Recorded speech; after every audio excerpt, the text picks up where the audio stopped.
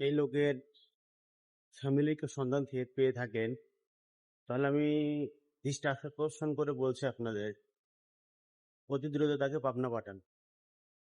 সে মনে করছে এটা বাংলাদেশ। জানি না আপনি কতদিন মালয়েশিয়া আসছেন, আপনি কি করেন সেটাও জানি না। তো সব থেকে খারাপ বিষয়টা হলো আপনি মালয়েশিয়া এমআরটি এলআরটি ট্রেনের ভিতরে নাচানাচি, গান বাজনা, জোরে কথা বলাই তারা পছন্দ করে না। তো আপনি এখানে নাচানাচি করছেন, এটা ঠিক না। এটা মালয়েশিয়ার কালচার না।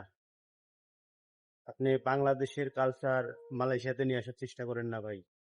তো অতি দ্রুত আমি বাংলাদেশের আমার যত ভাই ব্রাদার আছে এখানে মালয়েশিয়াতে, তাদেরকে বলছি অতি দ্রুত তাকে পাবনা পাঠান।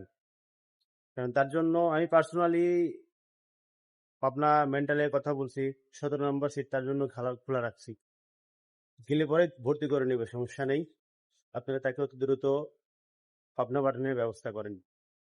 তাতে যা টাকা পয়সা লাগে আমরা মালয়েশিয়া প্রবাসীরা দিতে রাজি আছি, এবং কি আমি পার্সোনালি আমি দিতে রাজি আছি। তবুও তাকে পাবনা পাঠান। ধন্যবাদ।